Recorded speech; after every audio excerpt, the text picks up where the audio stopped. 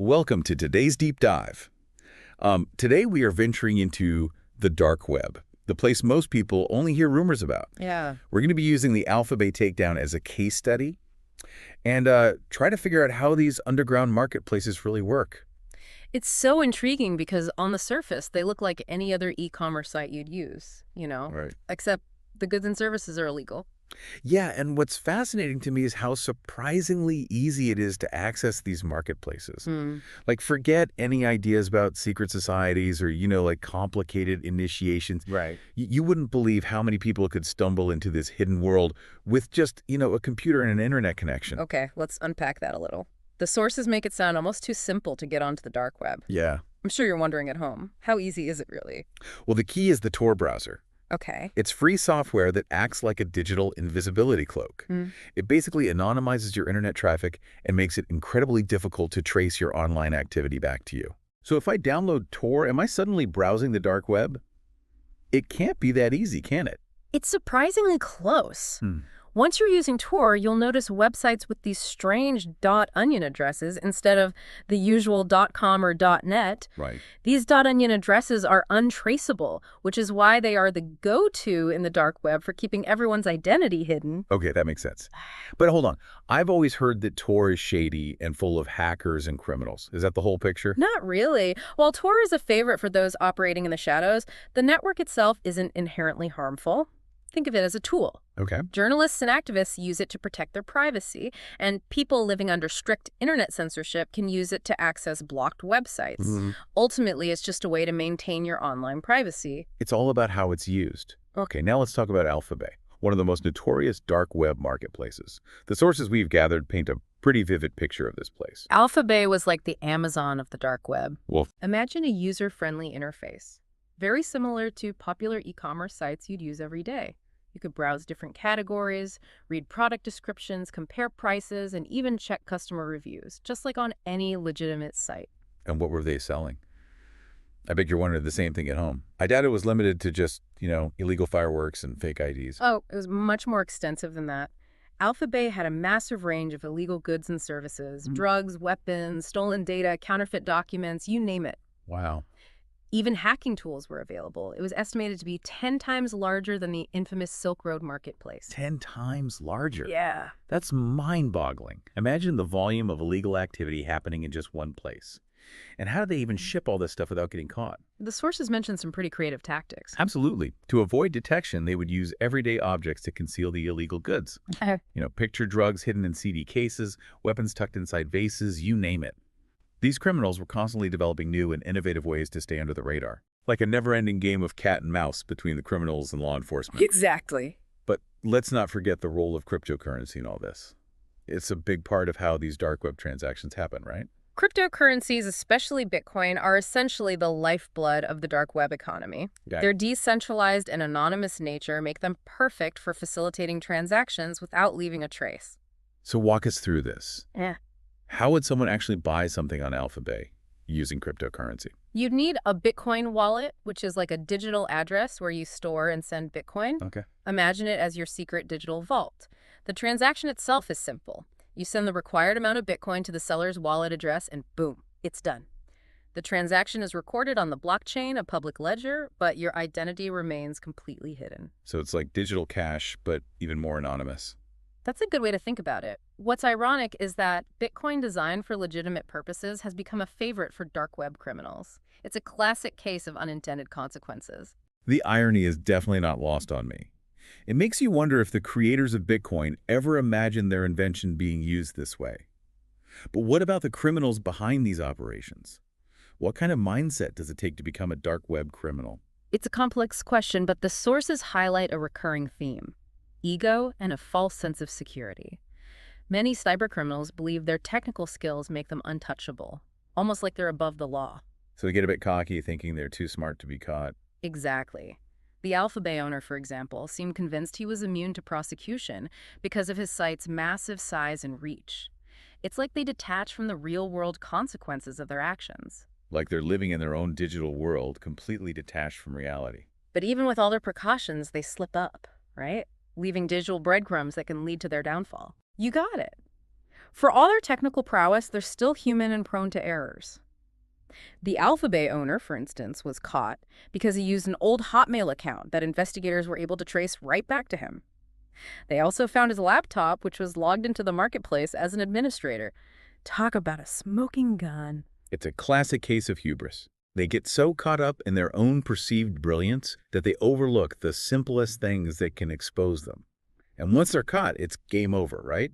Because whatever's on the internet is on the internet forever. You're absolutely right. That's the harsh reality of the digital world. There's no true clean slate. Even if you think you've deleted something, it can often be recovered. And that's not just for criminals. It applies to everyone. We all leave behind a digital footprint that can have far-reaching consequences. But this raises a critical question.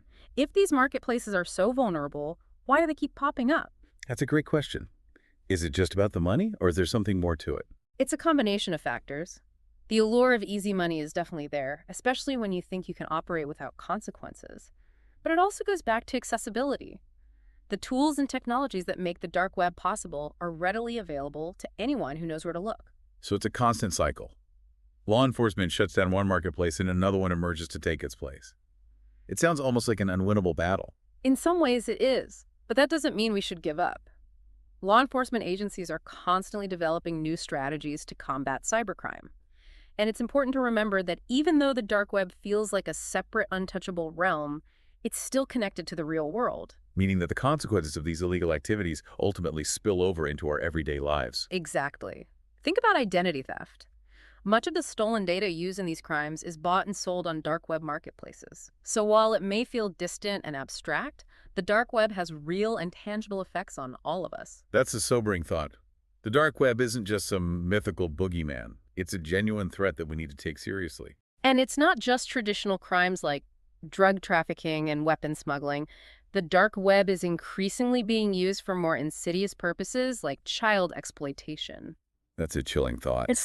And the sources highlight how encrypted messaging apps are being used for these horrific activities. You're right. Apps like WhatsApp and Telegram, designed for secure communication, are being exploited by child abusers to share illegal content and coordinate their activities. The encryption and client-side storage of data make it incredibly difficult to track and prosecute these offenders. So the very features that make these apps attractive to privacy-conscious users are also what make them appealing to criminals. That's the unfortunate paradox.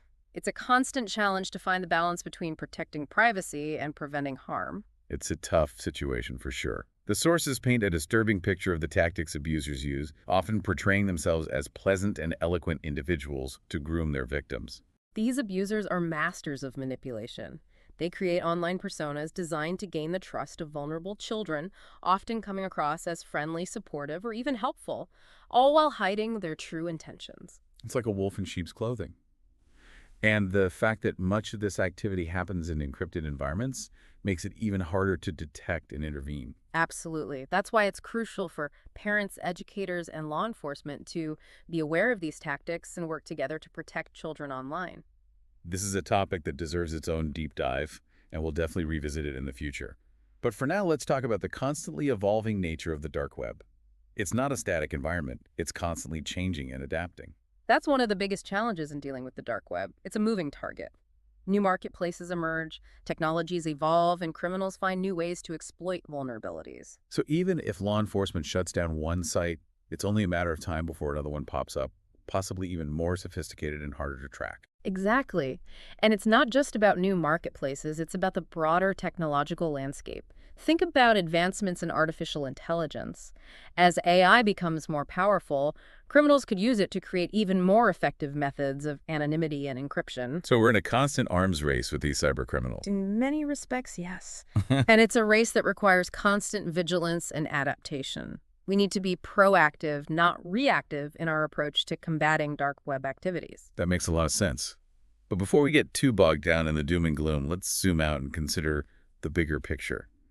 The sources mention that the indexed internet, the part we access through search engines, represents only a tiny fraction of the entire internet. It's like the tip of the iceberg. That's right. This hidden realm, which includes the deep web and the dark web, is estimated to be hundreds of times larger than what we typically see. Hundreds of times larger. Yeah. That's mind-boggling. What else is lurking down there, both good and bad? It's a vast and largely uncharted territory full of potential and peril. It's a reminder that despite our technological advancements, huge swaths of the digital world remain mysterious and unexplored. And that's what makes this topic so captivating. It's like peering into a hidden dimension, trying to understand its complexities and grapple with its ethical dilemmas. But before we wrap up this part of our deep dive, let's quickly recap some of the key takeaways. Absolutely. We've learned that accessing the dark web is surprisingly easy. Anyone with basic computer skills can potentially use the Tor browser to enter this hidden world. And once you're in, it's like stepping into a parallel universe. You can find almost anything for sale, from drugs and weapons to stolen data and fake IDs. We've also explored how cryptocurrencies, particularly Bitcoin, have become the preferred currency for dark web transactions, facilitating anonymity and making it difficult to trace the flow of money. And then there's the human element. The criminals operating in this space, their overconfidence and their belief that they are untouchable, which often leads to their downfall. But even though law enforcement agencies have had success in shutting down these marketplaces, it's a constant battle, like a game of whack-a-mole. New marketplaces emerge, technologies adapt, and the cycle continues. We also touched upon the darker side of the dark web, its use for child exploitation and other horrific crimes. And finally, we've been reminded of the vastness of the unindexed internet, the hidden world that lies beneath the surface of what we typically see. It's a stark reminder that there's still so much we don't know about the digital landscape and the forces that shape it. Yeah. We'll continue our exploration of the dark web in part 2 of this deep dive. We'll delve deeper into the methods law enforcement uses to combat cybercrime, the ethical considerations surrounding privacy and security, and the potential for the dark web to be used for good. Stay tuned. See them. Welcome back to our deep dive into the dark web. Before we move on, I think it's important to remember that despite the dark web feeling like a separate, untouchable world, the consequences of what happens there can have real-world effects on all of us. Exactly. And that makes you wonder, how do law enforcement agencies even approach policing this hidden world? I can't imagine it's easy to track criminals who operate in the shadows of the internet. You're right, it's not easy. One of the biggest challenges is the sheer scale and complexity of the dark web. We're talking about a massive network of servers, websites, users, all hidden behind layers of anonymity. It's like trying to find a needle in a haystack, except the haystack is constantly moving and changing shape. That sounds incredibly frustrating. I bet traditional investigative techniques don't work very well in this environment, do they? They really don't. Think about it. Traditional methods rely on physical surveillance, tracking movements, intercepting communications. But on the dark web, identities are hidden, communications are encrypted, transactions are done with cryptocurrency. It's a whole new ballgame. So how do they adapt? What strategies and tools are they using to actually penetrate the dark web and catch these criminals? Law enforcement has had to develop entirely new approaches specifically designed for the digital world. One key strategy is cyber intelligence, which involves monitoring online forums, chat rooms, and marketplaces to identify criminal activity and gather evidence. So instead of tailing suspects in the real world, they're tracking their digital footprints. It's like digital detective work. Exactly. Imagine this: investigators might infiltrate online communities posing as buyers or sellers. They might monitor communications between suspects or even try to hack into servers to get data.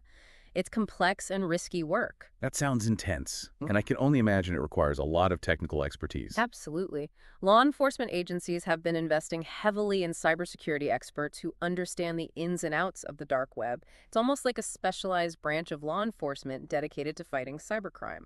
As the dark web evolves, so too must use methods for policing it. It sounds like a constant race to stay one step ahead. But beyond the technical challenges, what about the ethical and legal considerations? How do you balance the need for security with everyone's right to privacy? It's a tricky situation. You've hit upon a fundamental tension that exists in our digital age. On the one hand, we want to protect ourselves from criminals and terrorists who might use the dark web to plan and carry out attacks. But on the other hand, we also have to protect privacy and freedom of expression. So we can't just shut down the entire dark web. It's not that simple. It would be incredibly difficult, if not impossible, to completely shut down the dark web from a technical perspective. And even if we could imagine the unintended consequences. It would likely drive criminal activity further underground, making it even harder to track. Right. You get it. And it would also negatively impact those who use the dark web for legitimate purposes, like journalists, activists, and whistleblowers. They rely on the dark web for protection and communication, so it's a delicate balancing act. It definitely sounds like a complex issue.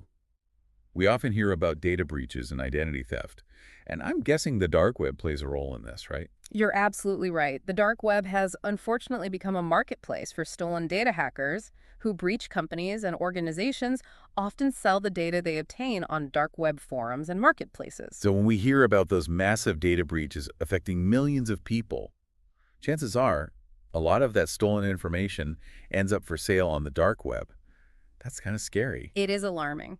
This data can include anything from credit card numbers and social security numbers to passwords and personal information.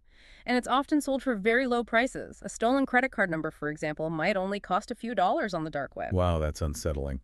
Knowing all this, what can people do to protect themselves? The good news is there are steps we can take to minimize our risk. Being vigilant about our online security is key. Strong passwords enabling two-factor authentication whenever possible, being careful about the websites you visit and the links you click, all of these are essential steps. So basic cyber hygiene is more important than ever. Exactly. It's also important to be aware of the signs of identity theft. Monitor your credit card statements and bank accounts for any suspicious activity, and consider using a credit monitoring service for added peace of mind. Those are great tips. But it sounds like this is also a systemic issue, right? What role should governments and businesses play in combating these threats? You're right, it's not just about individual responsibility. Creating a more secure digital ecosystem requires a collective response. Governments need to enact and enforce strong laws that deter cybercriminals, and businesses need to invest in robust cybersecurity measures to protect their data and their customers. So it requires a multi-pronged approach. Mm-hmm. Individuals taking steps to protect themselves, governments enacting and enforcing laws, and businesses prioritizing cybersecurity. You got it. We need to address this from all angles if we want to make a real difference. It's definitely a complex problem with no easy solutions. Yeah. But let's shift gears for a moment. I know it may sound strained considering all the negatives we've discussed, but the sources also point out some potential benefits of the dark web. Is it possible that it's not all doom and gloom? That's right. While it's true that the dark web has become a haven for criminal activity, it can also be a force for good. Okay, that is surprising. I'm curious, what are some examples? One of the most significant benefits is its ability to provide anonymity and privacy to those who need it most. Think about people living under repressive regimes where freedom of speech is restricted. The dark web can be a lifeline. So for people living in those situations, it's a way to communicate and share information without fear of censorship or reprisal. It's a way to have a voice and connect with others who share their views. Exactly. In the right hands, the dark web can be a tool for empowerment, giving a voice to the voiceless. That's a really important point. It's easy to get caught up in all the negatives and forget that there's also potential for positive change. And it's not just political activism. The dark web can also be used for secure and private communications for both businesses and individuals.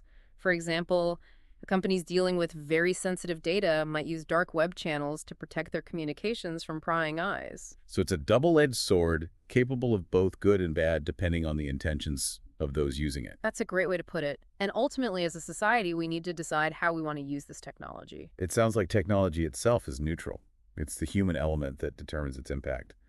Speaking of the future, what are some of the trends and developments we should be paying attention to? One trend that's already happening is the increasing sophistication of dark web marketplaces.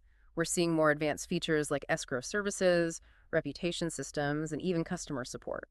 So in some ways, these illegal marketplaces are becoming more and more like the legitimate e-commerce sites we use every day. In many ways, yes, which unfortunately makes them even more appealing to users, both criminals and ordinary people. And I imagine that makes it even more challenging for law enforcement to track and shut them down. Absolutely. Another important trend is the growing use of artificial intelligence on the dark web. Criminals are using AI to automate tasks like phishing attacks and malware distribution. So AI is becoming a tool for cybercrime. That's concerning. Unfortunately, it is. And as AI gets more powerful, we can expect to see even more sophisticated and dangerous attacks. That is a disturbing thought. But couldn't AI also be used for good on the dark web? For example, to enhance privacy and security for those who need it most? That's certainly a possibility. Imagine AI being used to develop robust encryption algorithms or even create tools to detect and prevent cyber attacks. The possibilities are there. It seems like with AI, we're back to the double-edged sword idea again. The technology itself is neutral, but it can be used for good or bad. Exactly. It all comes down to the choices we make and how we decide to use this powerful technology. These are definitely some thought-provoking trends to keep in mind. But before we get ahead of ourselves, let's step back and consider the big picture again. Earlier, we talked about the vastness of the unindexed internet. The idea that what we see online is just the tip of the iceberg with a vast hidden world lying beneath the surface. That's right. It's a reminder that we've only scratched the surface of the digital world. There are vast realms that remain unexplored and unknown. I have to admit it's both intriguing and a little unsettling. Who else is venturing into these uncharted waters? Is it just criminals and law enforcement, or are there others with different motivations? I think it's a mix of everyone. You have criminals carrying out their illegal activities and law enforcement trying to stop them. But there are also researchers, academics, and everyday people driven by curiosity about what lies beyond the familiar internet. Welcome back to the final part of our deep dive into the dark web. Yeah. We've covered a lot of ground, from how to access this hidden world to the challenges of policing it, and even the potential benefits it holds. Yeah. It's been quite the journey, right? Uncovering the layers of the internet that most people only hear whispers about. We've seen how anonymity can be a double-edged sword, allowing both good and evil to thrive. And we talked about how vast the unindexed internet really is. The idea that what we see online is just a tiny fraction of what's actually out there. Right, like the tip of the iceberg. It makes you wonder what else is hidden in those digital depths. What secrets and mysteries are waiting to be discovered? It's uncharted territory, full of both potential and peril. And it's a good question. Who else is out there exploring those dark corners? I mean, it's more than just criminals and law enforcement. So if it's not just about illegal activities, what other reasons would people have for venturing into these deeper parts of the internet? Well, for some, it's about seeking refuge from surveillance and control. Imagine living in a place where freedom of speech is restricted, or you're constantly worried that your online activity is being tracked, Right. The dark web can offer a haven for privacy and security. It's like finding a secret digital fortress where you can communicate and share information without fear of being monitored or censored. Exactly. And for others, it's about accessing information that's hidden from public view. Think about academic research, scientific data, or even leaked documents that reveal important truths. The dark web can become a repository for information that might otherwise be suppressed. It's like a digital library of forbidden knowledge where people can seek truth and understanding. That's a great way to put it. And of course, let's not forget about the individuals who are simply driven by curiosity. The dark web, with all its mystery and intrigue, draws people in who want to explore the unknown and see what lies beyond the familiar online world. It's like the allure of exploring a remote jungle or diving into the depths of the ocean. That sense of adventure and discovery that comes with venturing into uncharted territory. Exactly. And that's what makes the dark web so fascinating. It challenges our assumptions about the internet and reminds us that the digital world is far more complex and multifaceted than we often realize. It's a place where the rules are different, the boundaries are blurred, and the possibilities seem endless. It's a world that pushes us to confront the ethical dilemmas of the digital age and rethink our understanding of what's possible. But as we've learned, it also presents opportunities for innovation, empowerment, and a sense of wonder. And ultimately, it's up to us to decide how we navigate this world. Do we embrace the potential for good, or do we succumb to the temptations that lurk in the shadows? The choice is ours. That's a powerful message to keep in mind. As we conclude our deep dive into the dark web, I want to leave you with one final thought. The dark web, for all its complexities and contradictions, acts as a mirror, reflecting back to us our own hopes and fears, our aspirations and our failings. It's a reminder that the digital world is shaped by our choices, and that those choices have real-world consequences. So as you continue to explore the vast landscape of the internet, remember to be mindful, be curious, and above all, be responsible. The future of the internet, both the light and the dark, is ultimately in our hands. Well said. And as always, we encourage you to keep exploring, asking questions, and engaging in thoughtful conversations about the complex issues we've discussed today. The dark web may be hidden from view, but its impact is undeniable. Until next time, stay curious, stay informed, and stay safe online.